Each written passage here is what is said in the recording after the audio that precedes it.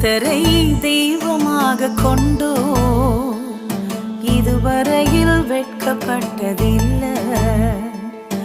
அவரையே ஆதரவாய் கொண்டோ நடுவழியில் நின்று போவதில்லை. வேண்டும் போதெல்லாம் என் பதிலானாரே வாழ்க்கை முழுவதும்